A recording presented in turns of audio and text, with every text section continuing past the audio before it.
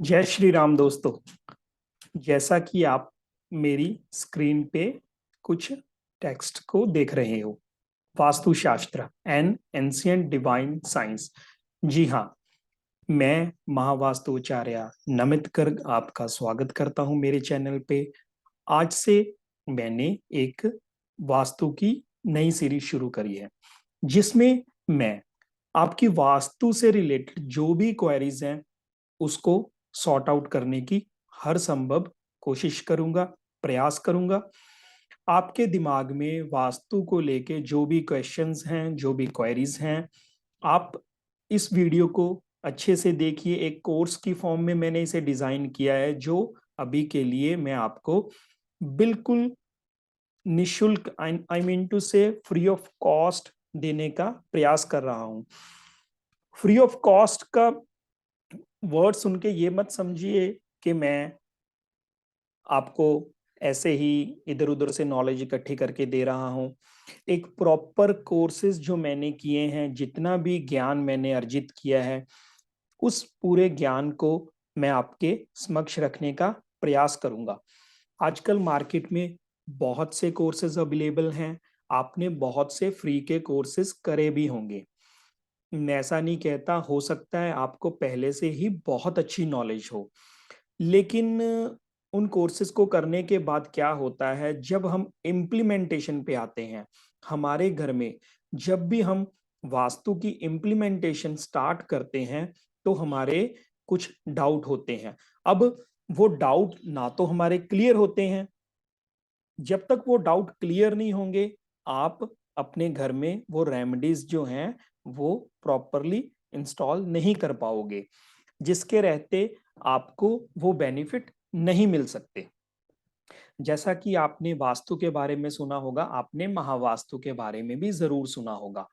महावास्तु में हम 16 टेक्निक का यूज करते हैं, जो रेमेडीज की फॉर्म में हम यूज करते हैं। उसमें डेमोलिशन जो है बिल्कुल भी नहीं होती, चीजें जो हैं एज इट इज होती हैं। लेकिन उसमें भी क्या है, कुछ चीजें हैं जो हमें रिमूव करवानी ही पड़ती हैं। जैसे जैसे मेरा कोर्स आगे बढ़ेगा, मैं आपको उस चीजों के बारे में बताता जाऊंगा। अभी के लिए आपको सिर्फ और सिर्फ क्या करना है, ध्यान से ये पूरी वीडियो देखनी है। चाहे एक वीडियो में हो, चाहे दो वीडियो में हो, अगर ज्यादा भी हो तो मैं वीडियो की फॉर्म में ही आपको ये प्रोवाइड करने की कोशिश करूंगा। आप इसको आराम से सुनिएगा। जो भी आपकी क्वेरीज होंगी, मेरा नंबर आपको दिया जाएगा, उस नंबर पे आप मुझे मैसेज कर सकते हैं। हाँ, मैं इतना जरूर कहूंगा कि हो सकता है कि आपके मैसेज का रिप्लाई करने में मुझे कुछ समय लग जाए, 2 दिन 3 दिन, क्योंकि हो सकती हैं जो आपकी क्वेरीज जो हैं वो क्यू में हो। आजकल बहुत ही कॉस्टली कोर्सेज हैं मार्केट में। अगर आप दिल से इन कोर्सेज को करना चाहते हो, अच्छे से वास्तु को सीखना चाहते हो, तो चाहे वो महावास्तु की टेक्निक हो, चाहे फिर पुराने जो हमारे वैदिक वास्तु की मैं बात करता हूं, जो भी आपकी क्वेरीज होंगी उसको मैं हर संभव प्रयास करूंगा।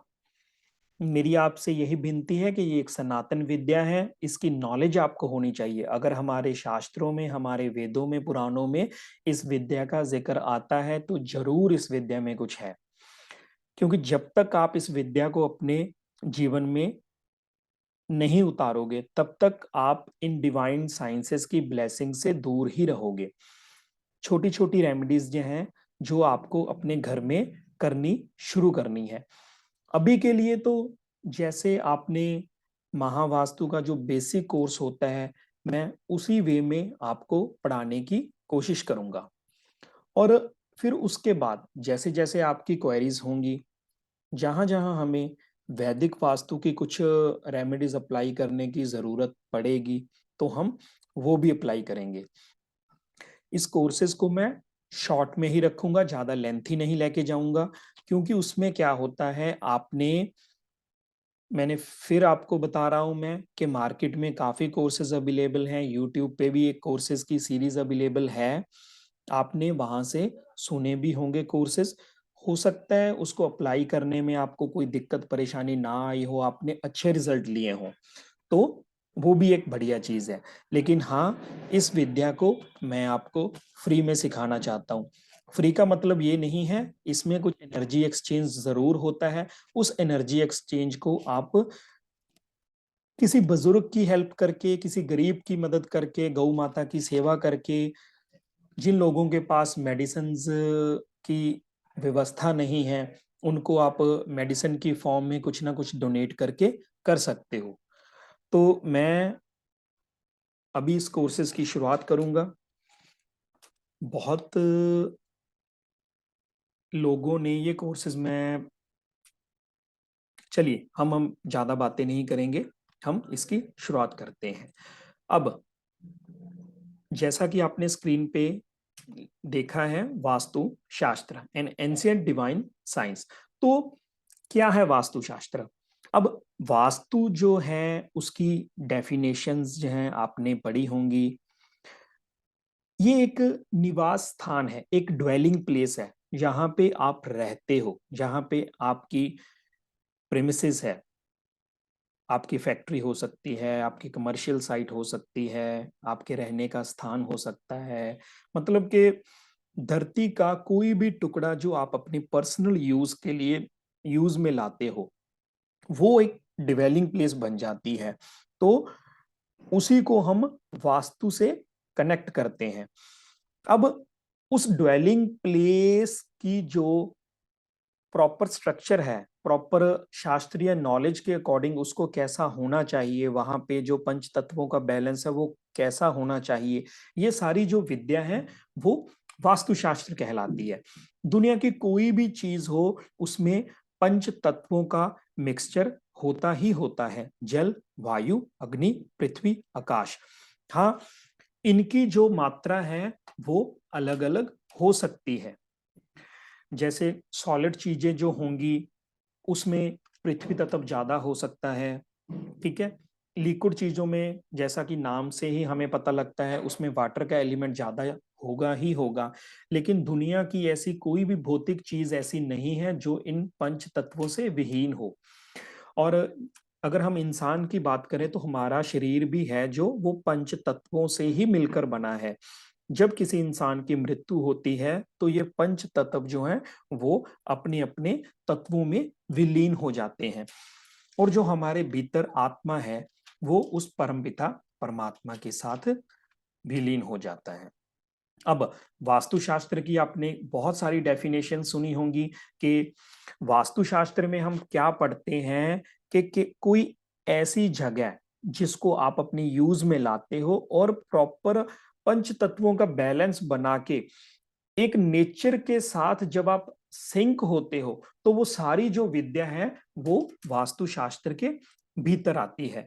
अब इन पंच तत्वों का जो प्रभाव है वो हमारे कार्य प्रदर्शन, स्वभाव, भाग्य, जीवन, अनेक पहलुओं पर पड़ता है। ये एक प्राचीन विद्या है। इस विद्या का जो संबंध है वो अलग अलग दिशाओं के साथ है। अलग अलग दिशाओं से जो अलग अलग प्रकार की ऊर्जा आती है, तो वो ऊर्जा का संबंध है वास्तु से। अब उसमें कुछ सकारात्मक ऊर्जाएं भी हो सकती हैं और उसमें नकारात्मक ऊर्जाएं भी होती हैं। तो इन्हीं का जो है हमारे जीवन के ऊपर प्रभाव पड़ता है। अब वास्तुशास्त्र की जो विद्या है उसका यूज करके हमारा जो मोटिव होता है, हमारा जो मंतव्य होता है वो यही होता है कि हम एक ऐसा इन्वायरमेंट क्रिएट करें जो आपके साथ और बाहर मां प्रकृति के साथ सिंक में हो। अब देखो, जब आप किसी प्लॉट में चार दीवारी करके उसको रहने लायक बनाते हो, तो आप क्या कर रहे हो? एक प्लेस है जिसको आप आकाश से अलग कर रहे हो, ठीक है। फिर आप उसके भीतर रहते हो। तो जो आपका संबंध है वो बाहरी समाज से, बाहरी ब्रह्मांड से जो है वो उस घर के थ्रू ही होता है। तो अगर वो आपका घर जो होगा वो प्रॉपर सिंक में होगा, बाहर के जो आउटर का एनवायरनमेंट है उससे और आपके, यानी कि वो एक ब्रिज है जो आपको बाहर के ब्रह्मांड से कनेक्ट करता है। अगर उस ब्रिज की ऊर्जाएं सकारात्मक होंगी तो आपकी लाइफ में भी सकारात्मकता आती है। तो हमारा जो मंतव्य है वो यही है कि हम जो है उस ड्वेलिंग प्लेस को, उस भूमि को जहां पे हम किसी भवन का निर्माण करने जा रहे हैं, वो शास्त्रीय विधि विधान से हो। अब हमारे ऋषि मुनियों ने हमारे आसपास की सृष्टि में जो अनेकों तरह की शक्तियां विराजमान हैं, उसके बारे में अपने मनस लेवल से, अपनी मेडिटेशन के थ्रू, अपनी ध्यान की मुद्राओं को यूज करते हुए, उनका उपयोग करते हुए उस रहस्य को समझने की कोशिश करी। अब वास्तु का जो जिक्र है वो हमारे एक उपवेद स्थापत्य वेद में आता है, जो कि अथर्व वेद का ही एक अंग है। इस सृष्टि के साथ साथ मानव शरीर भी जैसे पंच तत्वों से बना है, तो वास्तु शास्त्र के अनुसार यही तत्व जो हैं वो जगत को प्रभावित करते हैं। अब जैसे हमारे शरीर की अगर हम बात करें तो पंच तत्वों से ये बना है।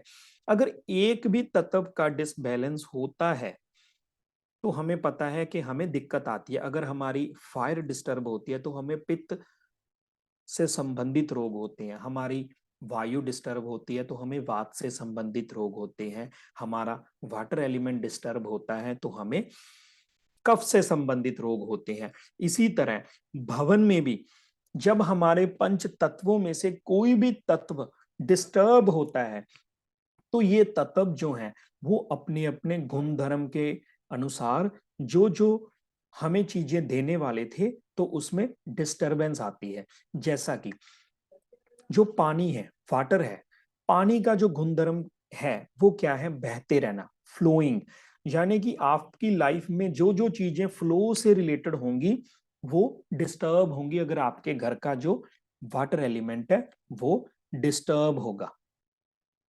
इसी तरह हम फायर की बात करें तो फायर जो होती है वो क्या है? हमेशा ऊपर की ओर उठती है। हम देखते हैं आग की लपटें। इसी तरह आपके घर की अगर फायर स्ट्रांग होगी तो पुराने टाइम पे क्या होता था? यही फायर होती थी, यही अग्नि होती थी जिससे हम अपने आप को जंगली जानवरों से सुरक्षित करते थे। आज के समय पे अगर मैं फायर को आज के टाइम पे कनेक्ट करता हूं तो आज के टाइम पे पैसा है जो आपको डिफेंसिव मोड देता है, जो आपको बचा के रखता है। हमारे मनस को भी पता है, हमें भी पता है, हम डेली अपनी लाइफ में एक्सपीरियंस करते हैं, अगर हमारे पास पैसा है तो हम अपने आप को सुरक्षित महसूस करते हैं। अगर आपके घर की फायर डिस्टर्ब होगी तो हो सकता है उसका इम्पैक्ट आपकी बॉडी पे आए, आपकी बॉडी की फायर डिस्टर्ब होगी। हो सकता है आपकी फायर डिस्टर्ब होने से आपकी जो सिक्योरिटी है वो खराब हो जाए, आपके घर में चोरी हो जाए, कुछ एक्सीडेंट से रिलेटेड जो दुर्घटनाएं हैं वो हो सकती हैं। तो वास्तु सिद्धांतों के अनुसार हम जो हैं, हम हमारे इमीडिएट इन्वायरमेंट को, जैसे एक बच्चा जिस तरह के इन्वायरमेंट में रहता है उसी तरह की वो ऊर्जाएं हैं वो कलेक्ट करता है। वही ऊर्जा जो है उसके सबकॉन्शियस में फीड होती है, उसके अवचेतन मन में जाती है, उसी अवचेतन मन से फिर उसके चेतन मन को सिग्नल जाते हैं जिससे उसकी दिनचर्या तय होती है। जो भी दुनिया के मिलीनियर बिलीनियर्स हैं, आपने बहुत सारी सेल्फ हेल्प बुक्स पढ़ी होंगी, उन सेल्फ हेल्प बुक्स का सिर्फ और सिर्फ एक ही मोटिव है, वो है आपके अवचेतन मन को, आपके सबकॉन्शियस माइंड को पॉजिटिव करना। क्योंकि अगर आपका सबकॉन्शियस पॉजिटिव होगा तभी आपका रिफ्लेक्स एक्शन सबकॉन्शियस से कॉन्शियस में आने वाले थॉट पैटर्न जो हैं वो पॉजिटिव होंगे। अगर आपका कॉन्शियस पॉजिटिव कार्य करेगा तो ही आपको पॉजिटिव रिजल्ट आएंगे। अब दुनिया में तो सेल्फ हेल्प बुक्स हजारों हैं, लाखों हैं, बहुत सारी आपने पढ़ी भी होंगी, लेकिन कितने बंदों का जीवन चेंज हुआ है उन बुक्स को पढ़ने से? संदीप महेश्वरी जी के बारे में हम सबने सुना है। आई थिंक वो दुनिया के नंबर वन मोटिवेशनल स्पीकर हैं, बहुत लोगों ने उनको सुना है। लेकिन उनको सुनने के बाद जिन जिन लोगों ने अपने सबकॉन्शियस माइंड में वो पॉजिटिव चीजें डाल ली, उनका लाइफ स्टाइल पूरी तरह से परिवर्तित हो गया। अब मैं, कुछ लोग होंगे जो वास्तु में नहीं विश्वास करते होंगे, मैं मानता हूं, बिल्कुल मत करो, मैं ये नहीं कहता, लेकिन आपके सबकॉन्शियस को सबसे ज्यादा इम्पैक्ट जो है वो आपका इमीडिएट इन्वायरमेंट करता है। सपोज आप अपनी दिनचर्या व्यतीत करने के बाद शाम को घर जा रहे हैं, आपके घर का जो माहौल है वो ही है एक तरह का आपके लिए इमीडिएट इन्वायरमेंट, जिसमें आप जब जाओगे फिर अपना फ्रेश होगे, खाना खाओगे, ठीक है, अपनी बीवी, अपने बच्चों, अपने माता पिता, अपने बहन भाइयों के साथ समय व्यतीत करोगे, फिर अर्ली मॉर्निंग उठ के कुछ रूटीन फॉलो करोगे और फिर। लेकिन सपोज आपके घर जाते ही एक झगड़े का माहौल बना हुआ है, आपकी बीवी आपसे झगड़ा कर रही है, आपके बच्चे, आपके माता पिता, आपके भाई बहन, तो सोचिए आपके ऊपर क्या असर होगा। वो आपका इमीडिएट इन्वायरमेंट है।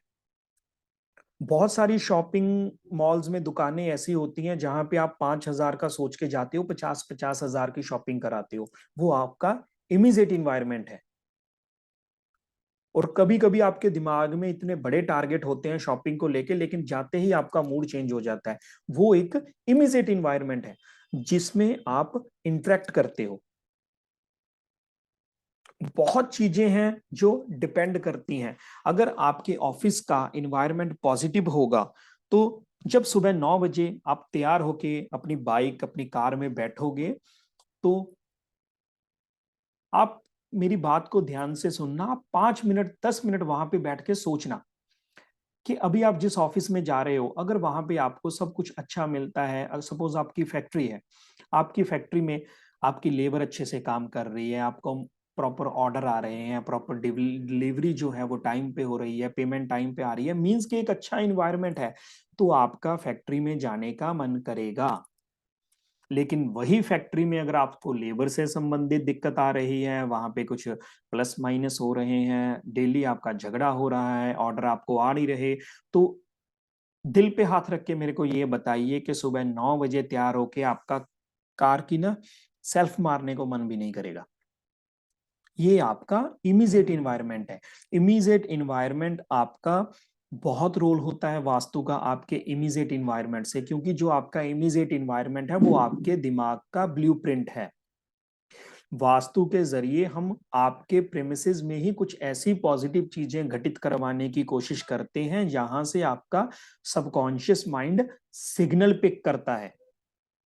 उन्हीं सिग्नलों की मदद से फिर आप अपने कॉन्शियस को सिग्नल देते हो। आप जैसे ही अपने कॉन्शियस को सिग्नल देते हो, फिर आपके एक्शंस गवर्न करते हैं कि आपका लाइफस्टाइल क्या होगा। ये पीपीटी जो आप देख रहे हैं, इसमें मैंने यही हमारे जो वैदिक शास्त्रों में वास्तु के महत्व को लेके बताया गया है, उसी चीज को मैंने एज इट इज टाइप किया है। जब भी आप किसी भवन का निर्माण करते हैं तो पृथ्वी के उस टुकड़े को आप आकाश से अलग कर देते हैं और वो अपने आप में एक ब्रह्मांड कहलाता है। हमारा एक संस्कृत श्लोक है, अहम ब्रह्मास्मि, यानी कि मैं ही ब्रह्म हूं। ये बिल्कुल सत्य है। आपके भीतर जो आत्मा है वो उस परम पिता परमात्मा का ही अंश है, लेकिन जब उस आत्मा के साथ पंच तत्वों का मेल हो जाता है तो वो आत्मा नहीं, वो जीवात्मा कहलाता है। और इस जीवात्मा पे जो इमीडिएट इन्वायरमेंट है उसका बहुत असर पड़ता है। अब साइंस की एक थ्योरी है कि हमेशा चीजें जो हैं वो high concentration to low concentration move करती हैं। इसी तरह हम देखते हैं कि जो हमारे प्लैनेट्स हैं, जैसे बुध, राहु, शुक्र, गुरु, शनि, केतु, सूर्य, मंगल, ये जो हैं पंच तत्वों से बने हैं। इसमें हर प्लैनेट का अपना अपना गुणधर्म है और हम भी पंच तत्वों से मिले हैं। और न्यूटन ने भी बताया है कि किसी भी दो चीजों को आप ले लो तो उसमें एक सेंटर ऑफ अट्रैक्शन जरूर होता है। तो अट्रैक्शन की थ्योरी के अकॉर्डिंग जब हमारा छोटा सा बॉडी पार्ट उस इतने बड़े ग्रह के, इतने बड़े प्लेनेट के साथ अट्रैक्शन में होता है तो वहां से ऊर्जा हमारी तरफ फ्लो करती है। तो जो जो चीजें हमें वो प्लेनेट देना चाहते हैं, जो जो ऊर्जा वहां से आती है, फिर वो हम अपनी कुंडली में देखते हैं कि हमारे लिए वो ऊर्जा सकारात्मक है या फिर नकारात्मक है।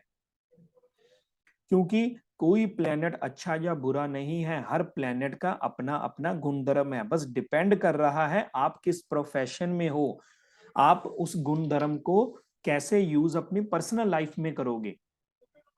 वास्तुशास्त्र के महत्व के बारे में इस स्लाइड में मैंने बताया है कि इसका महत्व है कि पंच तत्वों का सुमेल और संतुलन बैठा के एक ऐसा सुखद भौतिक एनवायरनमेंट पैदा करना जिसमें आप सुखपूर्वक रह सको। जब भी किसी व्यक्ति को पेन आता है वो तीन ही तत्वों के कारण आता है, अधिदैविक, अधिभौतिक, अध्यात्म। अध्यात्म जाने कि उसके आत्मिक लेवल पे, उसके मनुष्य लेवल पे जो भ्रांतियां उसने अपने आसपास के लोगों को देख के दिमाग में बिठा रखी हैं उसकी आत्मा की ओर से, मींस उसने मन में कुछ सपने बिठा रखे हैं, हो सकता है उन सपनों के रिलेटेड उनको साकार करने के लिए वो इतनी मेहनत कर ही ना रहा हो। फिर दूसरा है अधिभौतिक, यानी कि आपका भौतिक एनवायरनमेंट जिसको हम वास्तु से ठीक करते हैं। फिर आती है अधिदैविक, वो दैवीय एनवायरनमेंट यानी कि आपके ग्रह नक्षत्र। तो पेन इन तीन चीजों की वजह से ही आता है। अब कुछ लोग बोलते हैं कि मैं इन सब चीजों में विश्वास नहीं करता, मैं मेहनत में विश्वास करता हूं। मैं बिल्कुल मानता हूं, उनका 33% जो है वो अध्यात्म यानी कि उनका सेल्फ गवर्न कर रहा है। अब जैसे 100 नंबर का पेपर है, उसमें अगर आपके 33 मार्क्स आते हैं तो आप कामयाब यानी कि आप पास हो जाते हो।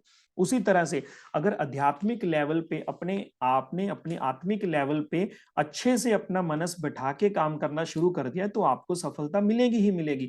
और साथ में अगर आप वास्तु की हेल्प लेते हो, यानी कि आपने 33% हेल्प और ले ली, फिर आप एस्ट्रोलॉजी की हेल्प ले रहे हो, फिर आपने 33% और ले ली, यानी कि 100% चांसेस हैं आपका काम होने का। अब वास्तु पुरुष की उत्पत्ति के बारे में आपने सुना होगा कि देवताओं और राक्षसों में युद्ध हो रहा था, भगवान शिव और अंधकासुर युद्ध कर रहे थे, सालों साल से ये युद्ध चल रहा था। तो वहां पे इतनी गर्मी पैदा हुई, जब जब हम कोई साहसिक कार्य करते हैं तो हमारे शरीर से पसीना बहता ही है। उसी तरह पसीने की जब कुछ बूंदें धरती पे गिरी तो वहां पे एक विशाल पुरुष ने जन्म लिया। तो देवताओं को लगा कि ये राक्षस है, राक्षसों को लगा ये देवता है, तो युद्ध जो है वहीं पे थम गया। अब फिर देवताओं ने राक्षसों ने क्या किया, उस बड़े विशाल काहे मनुष्य को पकड़ा, क्योंकि उसकी भूख शांति नहीं हो रही थी। वो जो रास्ते में आ रहा था सबको खाते जा रहा था, सबको खाते जा रहा था। वो उसको पकड़कर ब्रह्मा जी के पास ले गए और ब्रह्मा जी ने उसको अपने मनस पुत्र की उपाधि दी और बोला कि इसको धरती पे आप औंधे मुंह लिटा दो। तो जैसे ही उसको औंधे मुंह लिटाया गया तो उनका जो मुख था वो ईशान कोण की तरफ था, उनके जो पांव थे वो नृत्य कोण की तरफ थे। ऐसे ही एक बाजू एक घुटना अग्नि कोण की तरफ और एक बाजू एक घुटना वो नृत्य कोण की तरफ आया, वैयव्य कोण की तरफ, सॉरी। अब ये कोण क्या है ये हम थोड़ा सा आगे स्टडी करेंगे। तो अब वास्तु पुरुष ने कहा कि भगवान इसमें मेरा क्या कसूर है, अगर मेरी भूख नहीं शांत हो रही है तो मेरा कसूर बताइए मेरा क्या है।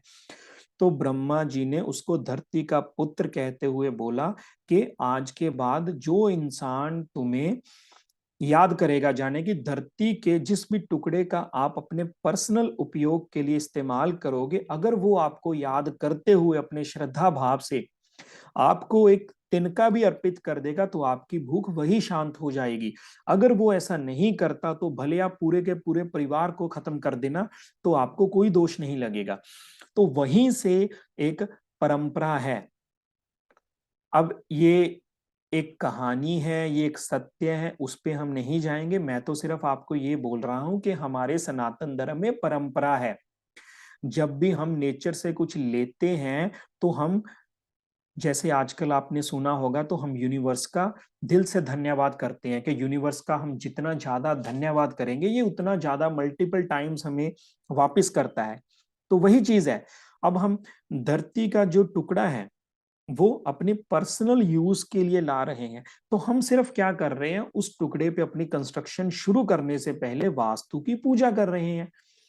वास्तु पूजा में हम कलश की स्थापना करते हैं, वहां पे दीपक जलाते हैं, फिर वहां पे अपना कुछ मिठाई हुई, या फिर कुछ फल फ्रूट हुए, कुछ मेवे हुए, वो वास्तु पुरुष को अर्पित करके प्रार्थना करते हैं कि हे वास्तु देवता, ये भूमि आपकी है, आपकी ही रहेगी। हम तो इस भूमि का उपयोग अपनी दिनचर्या के लिए कर रहे हैं, अपनी रोजी रोटी के लिए कर रहे हैं। तो कृपया आप हमेशा अपनी शांत अवस्था में रहें और हमें सुख, समृद्धि, हैप्पीनेस, प्रॉस्पेरिटी दें। ये हमारी सिर्फ और सिर्फ प्रार्थना है, क्योंकि वही भूमि जो है वो आपको इतना कुछ दे रही है। उसके ऊपर मकान बनेगा जिसमें आप अपने परिवार के साथ बिल्कुल सेफली रह सकते हो, वो आपको आंधी तूफान बारिश से बचाता है। फिर वही भूमि पे आप commercial office, shopping malls, buildings बनाते हो, फैक्ट्रीज बनाते हो, बड़े बड़े प्रोजेक्ट लगाते हो, तो वहीं से आपको अर्निंग होती है, जिससे आप जो है अपनी आकांक्षाओं को पूरा करते हो। तो ये जो है सिर्फ और सिर्फ एक एनर्जी को, माँ प्रकृति को, उस यूनिवर्स को हम अपनी अपना थैंक्स बोलते हैं। तो अभी ये देखिए, अब मेरे आप स्क्रीन पे देखेंगे, ये हम अब दिशाओं पे हम थोड़ा सा बात करेंगे। ये आप एक वास्तु पुरुष की वो मान लीजिए, आकृति मान लीजिए। अब जैसे ही इनको औंधे मुंह धरती पे लिटाया गया, ये हमारा नॉर्थ जो एन है वो ऊपर की तरफ नॉर्थ है। फिर 90 डिग्री अगर आप क्लॉकवाइज घूमोगे तो यहाँ पे आपको ईस्ट दिखेगा। फिर 90 डिग्री आपको साउथ, यानी कि उत्तर दिशा के बिल्कुल ऑपोजिट आपको साउथ मिलेगा, और ईस्ट के बिल्कुल ऑपोजिट आपको वेस्ट मिलेगा। ये नॉर्थ यानी कि उत्तर, ईस्ट यानी कि पूर्व, साउथ यानी कि दक्षिण, और वेस्ट यानी कि पश्चिम। अब नॉर्थ ईस्ट जो है वो, जैसे नॉर्थ और ईस्ट इनमें 90 डिग्री का कोण बनेगा। अगर बिल्कुल 45 पे आप एक लाइन ड्रॉ कर दोगे तो वो क्या कहलाएगा, नॉर्थ ईस्ट, यानी कि ईशान कोण। इसको ईशान कोण भी कहते हैं। इसी तरह साउथ और ईस्ट के बीच का जो जोन है वो क्या कहलाएगा, साउथ ईस्ट। ऐसे ही साउथ और वेस्ट के बीच का जो कोण है वो साउथ वेस्ट कहलाएगा, और वेस्ट और नॉर्थ के जो बीच का हिस्सा है वो नॉर्थ वेस्ट कहलाएगा। अब ये हमारी चार जो मेन दिशाएं हैं। फिर हमारे पास जो चार है वो उप दिशाएं हैं। अब ये वास्तु पुरुष है जिनका जो सर है वो ईशान कोण में है, और जिनके पैर जो हैं वो साउथ वेस्ट यानी कि नैऋत्य कोण में है। इनकी एक घुटना और एक बाजू साउथ ईस्ट की तरफ है और दूसरा जो है वो नॉर्थ वेस्ट की तरफ है। अब जब इनको औंधे मुंह जमीन पर लेटाया गया तो अलग अलग देवी देवता जो हैं इनके शरीर पर बैठ गए। तो जहां जहां पे बैठे वहीं वहीं पे उनका आधिपत्य स्थापित हो गया। ये जो आप देख रहे हैं ये 45 देवता कहलाते हैं, वास्तु पुरुष के 45 देवता। ये जो 45 देवता हैं इनके अपने अपने गुणधर्म हैं। अपने अपने गुण धर्मों के अकॉर्डिंग जो है, किसी भी भवन में जब वास्तु पुरुष के हम इन देवता के बारे में देखते हैं तो ये आपको अपने अपने गुण धर्मों के रिलेटेड चीजें देते हैं। अब जैसे ही कोई देवता किसी भवन में डिस्टर्ब होता है तो उसके रिलेटेड जो गुणधर्म होते हैं वो आपकी लाइफ में मिस हो जाते हैं। अब देखिए, इसमें आपने सुना होगा कि 64 पद वास्तु, 81 पद वास्तु, उसकी बात भी हम आगे जाके करेंगे। अभी के लिए आप इतना समझ लीजिए कि ये 81 पद वास्तु है। किसी भी भवन का हमने क्या किया, 9 बाय 9 का ग्रिड बनाया, यानी कि टोटल 81 पद आए। इसमें बिल्कुल मध्य पे, सेंटर पे ब्रह्मा जी हैं, फिर उत्तर में भूधर हैं, फिर पूर्व में आयरमा देव हैं, दक्षिण में विवस्वान है, और पश्चिम में मित्र देव हैं। अब कार्डिनल डायरेक्शन पे अगर बात करूं तो आप और आप वत्स नॉर्थ ईस्ट में है, सविता और सवित्रा जो है वो साउथ ईस्ट में है, इंद्र और जया जो है वो साउथ वेस्ट में है, रुद्र और राज्यक्षमा जो है वो नॉर्थ वेस्ट में है। अब सेंटर का एक देवता हो गया, फिर आउटर 4 देवता की लेयर होगी, फिर उससे आउटर 8 देवता की होगी, फिर बिल्कुल बाहर के 32 देवताओं का पद है। अब ये उत्तर दिशा के देवता हैं, ये पूर्व दिशा के देवता हैं, ये दक्षिण दिशा के देवता हैं, और ये पश्चिम दिशा के देवता हैं। इनके बारे में हम आगे बात करेंगे। अभी 16 डायरेक्शंस जिन पे हमने बात करी है, इन 16 डायरेक्शंस के अपने अपने गुणधर्म है, जाने कि आपको हर दिशा कुछ ना कुछ जरूर देती है। अब जैसा कि आप स्क्रीन पे देख रहे हो, हमारे पास चार मेन दिशाएं हैं, नॉर्थ, ईस्ट, साउथ और वेस्ट। किसी भी दो दिशाओं को अगर आप देखोगे तो अब जैसे नॉर्थ और ईस्ट में 90 डिग्री का फर्क है, ईस्ट और साउथ में 90, फिर साउथ और वेस्ट में 90, फिर वेस्ट और नॉर्थ में 90। नॉर्थ और साउथ ऑपोजिट है, इधर ईस्ट और वेस्ट ऑपोजिट है। अगर हम इन डायरेक्शंस को बीच में से डिवाइड कर दे तो हमारे पास क्या है, चार फर्दर डायरेक्शंस निकल के आएंगी। ये रही north, north east, east, south east, south, south west, west, north west और फिर नॉर्थ। अब ये तो हुई 8 दिशाएं। अभी आपने देखा होगा कि महावास्तु में हम 16 जोन्स पे काम करते हैं। तो अब पहले क्या था, जब जब हम आप मनुशाल्या चंद्रिका पढ़ोगे, राजबल्लभ पढ़ोगे, विश्वकर्मा प्रकाश पढ़ोगे, तो इन सब में क्या है, जैसे उत्तर दिशा लिख के काफी सारे गुणधर्म जो हैं वो बताए गए हैं। ऐसे ही पूर्व दिशा लिख के बताए गए हैं, ईशान कोण के भी गुणधर्म बताए होंगे। लेकिन जो महावास्तु के फाउंडर हैं डॉक्टर खुशदीप बंसल, इन्होंने जब अपनी मेडिटेशन के द्वारा लगा लो या फिर फर्दर जब इन्होंने पूरी डिटेल में एनालिसिस किया, तो उत्तर दिशा ने जैसे मान के चलो आपको 8 एट्रीब्यूट दिए। अब जब उत्तर दिशा, पहले चार दिशाओं की बात करेंगे तो उत्तर दिशा 90 डिग्री का कोण लेगी, इसी तरह ईस्ट 90, फिर साउथ 90, फिर वेस्ट 90। जब इसको डिवाइड किया गया तो फिर उत्तर दिशा छोटी होके 45 डिग्री की रहेगी, क्योंकि कुछ पार्ट नॉर्थ ईस्ट में चला गया, कुछ नॉर्थ वेस्ट में चला गया। अब जब नॉर्थ और नॉर्थ ईस्ट के बीच में देखा गया तो हमारे पास फर्दर दिशाएं आई, इसीलिए हम फर्दर जो है वो 16 डायरेक्शन में गए। अब फर्दर दिशाएं जो है, अब जैसे मान के चलो नॉर्थ के 8 एट्रीब्यूट है, तो बाद में देखा गया कि नॉर्थ 5 एट्रीब्यूट गवर्न करते हैं, जो नॉर्थ के बगल में है, 3 दूसरी तरफ है और 2-3 दूसरी तरफ है। अब जब हमने 16 डायरेक्शन पे गए, अब ये देखिए, अब इनका नामकरण कैसे हुआ। अब नॉर्थ और ईस्ट के बीच में तो हमने एन ई लिख दिया, नॉर्थ ईस्ट। अब नॉर्थ ईस्ट का जो नॉर्थ साइड पार्ट है उसको हमने, जैसे ये एन ई है, एन ई का जो नॉर्दर्न वाला हिस्सा था उसको हमने लिख दिया नॉर्थ ऑफ नॉर्थ ईस्ट, और जो नॉर्थ ईस्ट का ईस्ट की तरफ आया उसको लिख दिया हमने ईस्ट ऑफ नॉर्थ ईस्ट। ये याद करने का सबसे अच्छा तरीका है, north, north of north east, फिर ईस्ट ऑफ नॉर्थ ईस्ट, फिर ईस्ट। इसी तरह साउथ और ईस्ट के बीच में हमारे पास आया साउथ ईस्ट। अब साउथ ईस्ट का जो ईस्ट की तरफ है, ईस्ट हमने आगे लिख दिया east of south east. South east का जो साउथ की तरफ है, साउथ ऑफ साउथ ईस्ट। इसी तरह साउथ का साउथ वेस्ट, साउथ वेस्ट का जो साउथ की तरफ है उसको साउथ ऑफ साउथ वेस्ट, और साउथ वेस्ट का जो वेस्ट की तरफ है वेस्ट ऑफ साउथ वेस्ट। फिर वेस्ट और नॉर्थ के बीच का जो सेंटर लाइन है वो है नॉर्थ वेस्ट। अब नॉर्थ वेस्ट जो है उसका नॉर्दर्न पार्ट हुआ north of north west, west हुआ वेस्ट ऑफ नॉर्थ वेस्ट।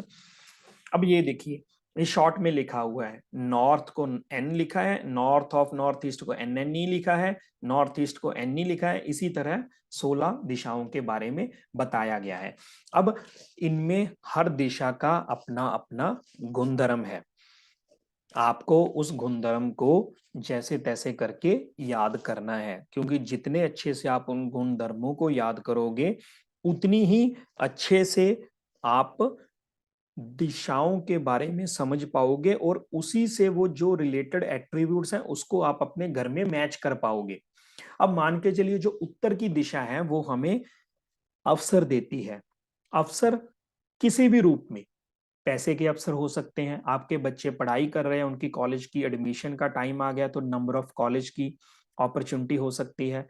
आप अपने बच्चों के लिए रिश्ते देख रहे हैं तो जितने नंबर ऑफ रिश्ते आपको आ रहे हैं वो हो सकते हैं। एनी काइंड ऑफ अपॉर्चुनिटी है वो उत्तर दिशा देती है। अब अगर आपको किसी भी प्रकार से अवसरों से रिलेटेड कोई समस्या आ रही है तो सीधे सीधे जाता है कि आपके घर में जो उत्तर की दिशा है वहां पे कुछ डिसबैलेंस है। वो डिसबैलेंस काफी तरह से हो सकता है वो एलिमेंट से रिलेटेड हो, हो सकता है वो कलर कॉम्बिनेशन से रिलेटेड हो सकता है वहां पे कोई भारी भरकम सामान पड़ा हो। काफी सारी चीजें हैं जिसको हम आगे डिटेल में देखेंगे। अब डायरेक्शंस को आपको अच्छे से समझना है। अब ये ओवरऑल आप एक बार दोबारा देख लीजिए। हमारे पास पहले नॉर्थ की दिशा है, नॉर्थ को मैंने एक ट्रायंगल बना के हाईलाइट करा है। अब नॉर्थ की दिशा की जो एट्रीब्यूट्स हैं वो आप ध्यान से पढ़िए। आप वीडियो को पॉज करके आराम से एट्रीब्यूट जो है वो अपनी नोटबुक पे देखिए। Money, growth, promotion, new opportunity, franchise. ये लॉर्ड कुबेर की भी दिशा है और आपकी दुकान पे ये सेल्स को दर्शाती है। ये उत्तर दिशा के एट्रीब्यूट है। फिर आगे हमारे पास है north of north east. North of north east की दिशा हमें क्या बताती है? Health, immunity, recovery.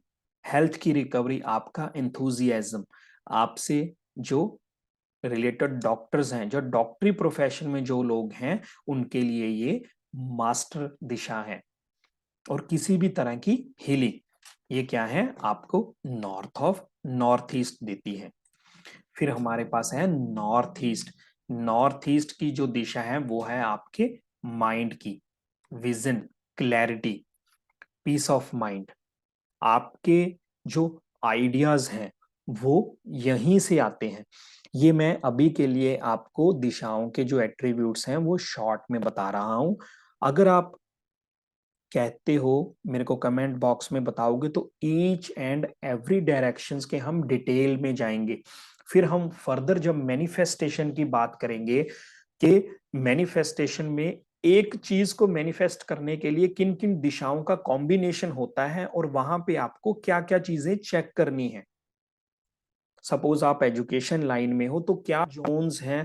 अगर एजुकेशन लाइन से रिलेटेड आपको परेशानी आ रही है तो कभी भी ऐसा नहीं होता कि सिंगल जोन आपके लिए प्रॉब्लमेटिक है। हो सकता है नंबर ऑफ सीरीज हैं जोन्स की जो कॉम्बिनेशन बनाते हैं, जब वो पूरे डिस्टर्ब होते हैं तो ये घटना घटित होती है। अभी के लिए आप शॉर्ट में इनके एट्रीब्यूट समझने की कोशिश करिए। नॉर्थ की जो दिशा है नॉर्थ ईस्ट की, वो आपको माइंड, विजन, क्लैरिटी, आपकी मेंटल स्टेबिलिटी और आपकी इलनेस ये देती है। अब नॉर्थ ईस्ट की दिशा है जो आपको आइडियाज बोलते हैं वो यहीं से आते हैं। अब अगर आपके घर में नॉर्थ ईस्ट की दिशा ब्लॉक होगी, वहां पे वास्तु दोष होगा, तो आपको कभी भी न्यू आइडियाज नहीं आएंगे। आपने शार्क टैंक सीरीज देखी होगी, जो सोनी टीवी पे एक सीरियल आया था, उसमें क्या था, वहां पे कुछ इन्वेस्टर्स बैठे थे। अब इन्वेस्टर जो है वो पैसा इन्वेस्ट करने के लिए तैयार थे, लेकिन उनके पास आइडियाज नहीं थे। अब जो पार्टिसिपेंट्स वहां पे आ रहे थे वो अपने अपने आइडियाज लेके आ रहे थे। तो कहीं ना कहीं हम ये कह सकते हैं कि वो सारे के सारे अपने घर की नॉर्थ ईस्ट दिशा से डायरेक्ट कनेक्टेड थे। अगर आपकी ये दिशा अच्छी नहीं होगी तो आपको कोई भी बिजनेस से रिलेटेड, किसी भी फील्ड से रिलेटेड कोई आइडिया आपके दिमाग में नहीं आएगा। अब हमारे पास है, अब पहले आपने कलर कॉम्बिनेशन देखा होगा, north, north of north east. North east में ब्लू कलर था, लेकिन वो ब्लू कलर जो है वो किस लिए था? वो वाटर एलिमेंट को दिखा रहा था। हम आगे जाके हम एलिमेंट की भी डिटेल में पढ़ेंगे। फिर हमारे पास है, वो है east of north east. East of north east दिशा जो होती है वो होती है हैप्पीनेस की, फन, हैप्पीनेस, रेजुविनेशन। आपका जैसे एक एट्रीब्यूट्स हमारे पास होता है एंजॉय करना, पिकनिक, वो दिशा जो होती है वो east of north east govern करती है। अब हमारे पास है ईस्ट, यानी कि पूर्व की दिशा, यहाँ से सूर्योदय होता है। अब ये दिशा जो है वो हमें पब्लिक से सोशली कनेक्ट करती है। हमारी जो फंक्शनिंग में गैदरिंग होती है, हमारी नेटवर्किंग है, हमारे कनेक्शंस हैं दुनिया से, गवर्नमेंट से, वो सारी यहाँ से होती हैं। ये मार्केटिंग को दर्शाती है। अगर आप मार्केटिंग फील्ड में हो, आप एमबीए की ऐसी लाइन में हो जहाँ पे आप नेटवर्किंग के सिस्टम, पब्लिक से कनेक्शन में हो, अगर आपको वहां कोई परेशानी आ रही है तो इसका सीधे सीधे सिंपल शब्दों में यही है कि आपके पूर्व में कोई ना कोई वास्तु दोष है। फिर ईस्ट ऑफ साउथ ईस्ट की जो दिशा है ये है एंजाइटी की, आपके एनालिसिस की, चर्निंग की, आपके इनलॉज की, आपकी मैनिफेस्टेशन की, जो ईस्ट के बाद साउथ ईस्ट से कनेक्ट करने वाली ट्रांजिशन फेज होती है, जहां पे आपका एयर एलिमेंट फायर एलिमेंट से कनेक्ट होता है। यही वो दिशा है जहां पे दो पत्थरों को रगड़ के एक फायर पैदा की जाती है। इस दिशा में अगर आपके इम्बैलेंस होगा तो आप चर्निंग में टाइम तो बहुत लगाओगे, लेकिन किसी फ्रूटफुल रिजल्ट तक नहीं पहुंच पाओगे। मान के चलो आप पत्थरों को रगड़ रहे हो, मैंने ऊपर से पानी डाल दिया तो वो ठंडे हो जाएंगे, आपकी आउटपुट 0 हो जाएगी। अब इसके बाद हमारी फायर की दिशा शुरू हो जाती है, यानी कि साउथ ईस्ट। साउथ ईस्ट आपके कैश की है, आपकी लिक्विडिटी, आपके हाथों में कितना कैश रहता है, आपकी अग्नि तत्व की, आपकी जठार अग्नि, वो यहीं से होती है। अगर आपके घर की साउथ ईस्ट दिशा में कोई ना कोई इम्बैलेंस होगा तो आपकी फायर तो कमजोर होगी होगी। हो सकता है आपको डाइजेशन से रिलेटेड कोई दिक्कतें परेशानियां आ जाएं, आपकी पित्त बॉडी में डिस्टर्ब हो जाए, और उधर आपके घर में कोई फायर से रिलेटेड मेजर माइनर इंसिडेंट हो जाए। किसी भी चीज की इनिशिएशन, जो शुरुआत है, जब आपको आइडियाज आता है, आइडिया आने के बाद आप सोशली दुनिया से कनेक्ट होते हो, लेकिन जब फिर वो एक जील होती है उसको स्टार्ट करने की, जैसे कार की सेल्फ मारनी है, तो ये वो दिशा है। इसके बाद हमारे पास है साउथ ऑफ साउथ ईस्ट। ये हमारी पावर की दिशा है। आपकी पावर, आपका कॉन्फिडेंस, आपकी हिम्मत, वो सारी चीजें यहीं से गवर्न होती हैं, साउथ ऑफ साउथ ईस्ट। इसीलिए वैदिक वास्तु में जब हम बात करते हैं तो यहाँ पे आपको घी, जैसे हम देसी घी रखते हैं ना, ये सब चीजें रखने के लिए बोला जाता है। कहीं ना कहीं वो हमारे सबकॉन्शियस को सिग्नल देते हैं। घी जो है जैसे हमें पावर देता है ना हमारी बॉडी को, वही चीज है आपके सबकॉन्शियस को पॉजिटिव सिग्नल देना। इसके बाद की जो दिशा है वो है साउथ। साउथ की दिशा आपको नेम एंड फेम देती है। ये आपको फेम देती है, फेम। दुनिया में जो भी सेलिब्रिटी हैं जिनके पास फेम है, कहीं ना कहीं उनके घर की साउथ दिशा जो है वो अच्छे तरीके से बैलेंस है। यही है जो आपको हाई गवर्नमेंट अथॉरिटी से कनेक्ट करती है। ग्रहों के बारे में हम बाद में बात करेंगे कि कौन सी दिशा कौन से ग्रह से कनेक्टेड है।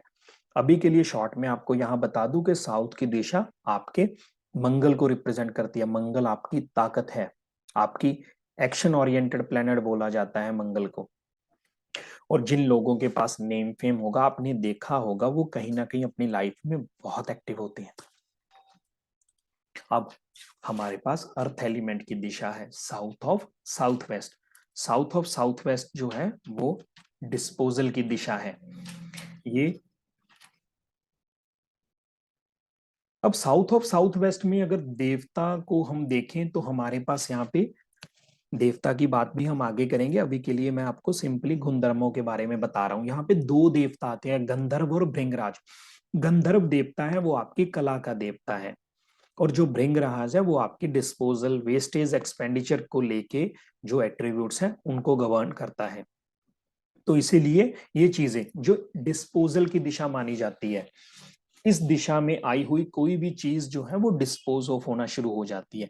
इसीलिए वास्तु में हम यहाँ पे टॉयलेट यानी कि या सेप्टिक टैंक या फिर कोई ऐसी एक्टिविटी जो हमारी डिस्पोजल एक्टिविटी होती है, ऐसी चीजों को घर में बनाने के लिए रिकमेंडेशन देते हैं।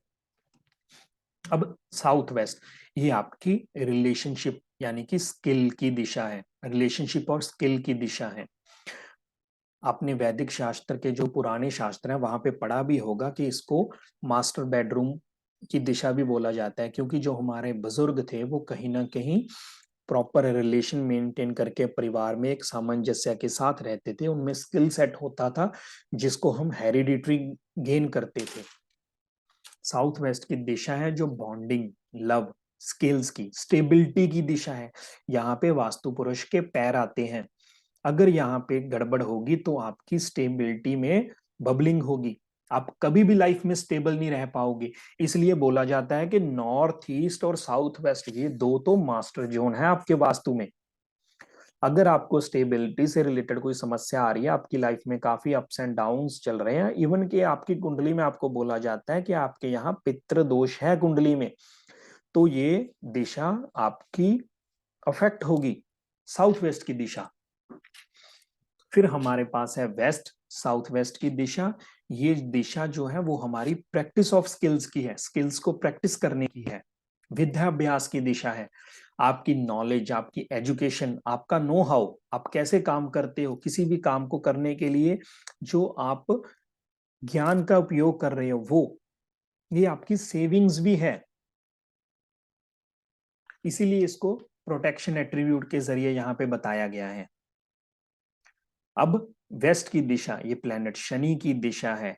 वेस्ट की दिशा आपको ओवरऑल गेन्स देती है कि आपने लाइफ में क्या गेन किया, क्या मैनिफेस्टेशन आपने किया।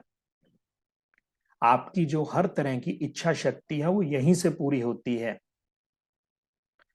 एक एट्रीब्यूट मैं आपको यहां बता दूं कि दुनिया के जितने भी इच्छा पूर्ति मंदिर हैं, कभी आपको मौका मिले तो वहां पे आप डायरेक्शन जरूर देखना। इसी दिशा में भगवान की मूर्तियां होती हैं जिनका फेस जो है वो पूर्व की तरफ होता है, क्योंकि सूर्य की किरणें जैसे ही वेस्ट की तरफ आती हैं, वहां पे जो भगवान की मूर्तियां हैं वहां पे पड़ती हैं, तो उस मूर्ति में एक नेचुरल तौर पे प्राण प्रतिष्ठा होती है और वो इच्छा शक्ति को पूरी करती है आपकी। चाहे वो तिरुपति बालाजी हो, चाहे वो सालासर धाम बालाजी का मंदिर हो, कहीं भी जो भी मंदिर आपके इच्छा पूर्ति मंदिर है वहां पे आप ये चीज जरूर चेक करना। अब आगे की दिशा वेस्ट ऑफ नॉर्थ वेस्ट, ये डिटॉक्सिफिकेशन की दिशा है। पुराने टाइम पे यहाँ पे कोप भवन बनवाया करते थे राजा महाराजा। जिन लेडीज को थायराइड से रिलेटेड समस्या रहती है, कोई डिप्रेशन है, किसी तरह की डीमोटिवेशन है, तो वो इस जोन में घर में जाएं, वहां पे 15-20 मिनट स्पेंड करें, अपना रो भी सकते हैं, मन हल्का करें। ये डिटॉक्सिफिकेशन की दिशा। अगर आप ज्यादा टाइम यहाँ पे स्पेंड करते हो तो आप किसी ना किसी डिप्रेशन का शिकार हो सकते हो। तो यहाँ पे आपको ज्यादा टाइम स्पेंड नहीं करना। अब ये दिशा कुछ लोग बोलते हैं कि नेगेटिव है, बिल्कुल ये नेगेटिव है, लेकिन ये डिपेंड करता है कि आप इस दिशा का उपयोग कैसे कर रहे हो। अगर आपका स्पा सेंटर है, आप डिटॉक्सिफिकेशन के किसी काम में हो, तो यही आपका मास्टर जोन होगा, जहां पे लोग आएंगे 15-20 मिनट, जैसे स्पा में, जैसे मसाज पार्लर में जाते हैं, 15-20 मिनट गए, आधा घंटा मसाज करवाया, रिलैक्स हुए और आ गए। ये आपका, तब ये आपकी मास्टर दिशा बन जाती है। ऐसा नहीं है कि आपने टॉयलेट के बारे में सुना होगा कि east of south east, south of south west, west of north west में टॉयलेट बना सकते हैं। वो डिपेंड करता है कि आपका क्या चीज का काम है। अब जैसे मैंने साउथ ऑफ साउथ वेस्ट की दिशा बताई थी कि ये डिस्पोजल की दिशा है, मान के चलो आपका स्क्रैप का काम है, आप कबाड़िए का काम करते हो, तो हो सकता है साउथ ऑफ साउथ वेस्ट में आई हुई टॉयलेट आपके लिए खतरनाक हो।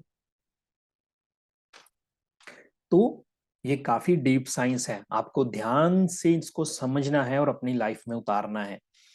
फिर हमारे पास है नॉर्थ वेस्ट की दिशा, जाने की ये वैसे प्लेनेट के अकॉर्डिंग चंद्रमा की दिशा है। ये आपके मूड स्विंग, आपको किसी भी तरह का सपोर्ट, आपका बैंकिंग सिस्टम, आपकी बैंकिंग इंस्टीट्यूशन, वो सारी इस दिशा से गवर्न होती है। कोई भी कोर्ट से संबंधित मैटर हैं, लीगल मैटर्स हैं, वो सारे नॉर्थ वेस्ट से देखे जाते हैं। ये जो नॉर्थ वेस्ट और साउथ ईस्ट की एक्सिस है, जैसे ही आपके घर में ये एक्सिस डिस्टर्ब होगी, आपको घुटनों से रिलेटेड समस्या आ सकती है। और अगर मैं फाइनेंशियली बात करूं तो आपके यहाँ हो सकता है कोई गवर्नमेंट से रिलेटेड इशू आ जाए, कोई इनकम टैक्स, सीबीआई, ईडी की रेड पड़ जाए और आपकी जो गवर्नमेंट सपोर्ट है वो कहीं ना कहीं डिस्टर्ब हो जाए। नेक्स्ट दिशा जो है हमारे पास नॉर्थ ऑफ नॉर्थ वेस्ट की दिशा है। ये हमारी अट्रैक्शन की दिशा है। अट्रैक्शन अगर मैं देवताओं के अकॉर्डिंग देखूं तो यहाँ पे रत्ती, रत्ती क्रिया जाने की अट्रैक्शन की दिशा है। अब जैसे आपने सुना होगा कि न्यूली मैरिड कपल का जो बेडरूम है वो इस दिशा में बनवाया जाता है, क्योंकि अब स्टार्टिंग के रिलेशन में कुछ फिजिकल एक्टिविटीज होती हैं जिसमें रत्ती क्रिया जो होती है उससे क्या है, स्ट्रॉन्ग फिजिकल कनेक्शंस बनते हैं। अब यही दिशा अगर आप दुकान में, ऑफिस में, फैक्ट्रियों में देखोगे तो ये अट्रैक्शन होगा आपके कस्टमर का आपके प्रोडक्ट से रिलेटेड, क्योंकि ये दिशा अट्रैक्ट करती है। यहाँ पे आप अपने ऑफिस में, अपनी दुकान में आपका डिस्प्ले यूनिट बनाओगे, यहाँ पे आप अपनी one of the best services display करोगे ताकि कस्टमर वहां पे अट्रैक्ट हो आपकी उस सर्विसेज को लेके। अब ये बहुत ही शॉर्ट में मैंने 16 दिशाओं के गुण धर्म के बारे में बताया है। एक्सप्लेनेशन जो है इसमें और भी लेंथी जा सकती है, ये सिर्फ और सिर्फ कीवर्ड्स हैं। आप वीडियो के आराम से पॉज करके भी देखना, एट्रीब्यूट्स को नोट करना, फिर उस एट्रीब्यूट्स को आप गूगल भी सर्च कर सकते हो, उसको इलेबोरेट करने की कोशिश करना। अब जब हम फर्दर प्रैक्टिकल वर्किंग किसी मैप पे देखेंगे या फिर फर्दर जोन्स के कॉम्बिनेशंस देखेंगे तो उसमें भी हमें दिशाओं के रिलेटेड बहुत सारी क्लैरिफिकेशन मिलेगी। उम्मीद करता हूं कि आपको 16 डायरेक्शंस का ये जो कंसेप्ट है वो अच्छे से समझ में आया होगा। आप में से बहुत लोग ऐसे होंगे जिनके लिए अब तक कुछ भी न्यू नहीं होगा, मैं मानता हूं, क्योंकि मैंने पहले ही बोला है कि बहुत से कोर्सेज हैं मार्केट में जो अवेलेबल हैं, आपके पास होंगे, आपने पढ़े सुने होंगे, अपने घर में भी अप्लाई किया होगा। लेकिन फिर भी अगर आपको कोई समस्या है, कोई क्वेश्चंस आपके दिमाग में है, कोई परेशानी है, तो आप मुझे कमेंट बॉक्स में कमेंट कर सकते हो। मैं आपके हर प्रश्न का उत्तर दूंगा। ये सीरीज मैंने शुरू करी है आपको वास्तु सिखाने के पर्पस से। मैं उम्मीद करता हूं आपको ये वीडियो अच्छी लगेगी। अब नेक्स्ट जो है, अब 16 दिशाओं की तो हमने बात कर ली। इसके बाद अब इसका उपयोग हम कैसे करते हैं। अब ये देखिए, हमारे पास सेंटर में आप ये मान के चलो कि ये किसी घर का मैप है। अनइवन शेप जरूर है, ज्यादा हो सकता है आपका जो मकान है वो रेगुलर में हो या इररेगुलर में हो, कोई भी हो सकता है। हमने सिंपल अभी के लिए यही मान के चल रहे हैं कि जो हमारे ये घर का मैप है इसका ये सेंटर है, ब्रह्म स्थान है। आपको दिशा के लिए हमेशा घर के सेंटर से ही दिशा देखनी है। घर का सेंटर कैसे फाइंड आउट करना है, इसलिए इस पे मैंने अलग से वीडियो बनाया हुआ है, हाउ टू फाइंड द ब्रह्म स्थान। किसी भी रेगुलर या इरेगुलर प्लॉट का जो ब्रह्म स्थान है वो कैसे निकाला जाता है, क्योंकि जैसे ही ब्रह्म स्थान निकालोगे वहीं से आपको देखना है कि आपके घर का जो उत्तर है वो कहाँ आ रहा है। जब आपको एक बार उत्तर दिशा पता लग गई तो जैसे ही आप उत्तर के रिगार्डिंग एरो पॉइंट आउट करोगे, सपोज मेरा इस घर में जो उत्तर है वो बिल्कुल अपवर्ड आ रहा है, नॉर्थ, तो बाकी की दिशाएं ऑटोमेटिकली आपको पता लग जाएंगी। इसको हम शक्ति चक्र बोलते हैं। अभी के लिए आप ये कलर्स में मत जाइए, अभी के लिए सिंपली इतना समझिए कि ये मेरा घर है, इसमें ये सेंटर है, सेंटर से मैंने उत्तर मार्क करा। अब उत्तर के बिल्कुल 90 डिग्री यहाँ पे ईस्ट होगा, फिर बिल्कुल नीचे साउथ होगा, इधर वेस्ट होगा, और फिर वही जैसे नॉर्थ और ईस्ट में अब नॉर्थ ईस्ट आ गया। अब नॉर्थ ईस्ट और नॉर्थ में नॉर्थ ऑफ नॉर्थ ईस्ट। तो मैंने ऐसे क्या करा, 16 जोन जो हैं वो मार्क कर लिए। अभी हम सिर्फ यहां तक ही पढ़ेंगे। ये सिर्फ और सिर्फ क्या है, आपके घर के मैप पे मैंने 16 जोन मार्क करे हैं कि आपके घर का कौन सा एरिया कौन से जोन में आ रहा है। अब जैसे एक सर्कल होता है वो 360 डिग्री का होता है। अगर आप उसको 4 भागों में बांटोगे तो वो 90-90 का भाग आएगा, 8 में बांटोगे तो 45-45 का आएगा। लेकिन जब आप उसको 16 जोन में डिवाइड करोगे तो 22.5 डिग्री, 22.5 डिग्री हर जोन, इसको हम जोन बोलेंगे नॉर्थ, ये 22.5 डिग्री का होगा। इसी तरह ये भी 22.5 डिग्री, ये भी 22.5 डिग्री। अगर फर्दर नॉर्थ को हम दो पार्ट्स में डिवाइड करेंगे देवता पद के अकॉर्डिंग तो ये 11.25, 11.25। और ये आउटर के जो आपको 32 दिख रहे हैं, N1 to N8, E1 to E8, S1 to S8, W1 to W8, ये टोटल 32 पद हैं। हर पद 11.25 डिग्री का होगा, 11.25 का, और टोटल ये 360 बन जाएगा। तो आज हम यहीं पे समाप्त करेंगे। अपनी नेक्स्ट वीडियो में हम इसके आगे बात करेंगे। आज के लिए आप इतना समझिए कि हमने ये जानने की कोशिश करी है कि वास्तु क्या है, कैसे ये हमारे इमीडिएट इन्वायरमेंट को इम्पैक्ट करता है, कैसे हमारे मनस को ये हमारे सबकॉन्शियस को फीड करवाता है, जिसकी बदौलत जो हमारा कॉन्शियस माइंड है वो सिग्नल पिक करता है और हमारी दिनचर्या तय होती है। उम्मीद करता हूँ आपको ये वीडियो पसंद आ गया होगा। इसको कमेंट करिए, लाइक करिए और लोगों के साथ शेयर करिए। जो भी वास्तु सीखने के इंटरेस्टेड हैं और ज़्यादा पैसा नहीं लगा सकते, तो अभी के लिए तो मैंने फ्री ऑफ कॉस्ट ये पूरी सीरीज शुरू करी है। आगे भी मैं ऐसी ही वीडियोस आपके लिए बनाता जाऊंगा। धन्यवाद।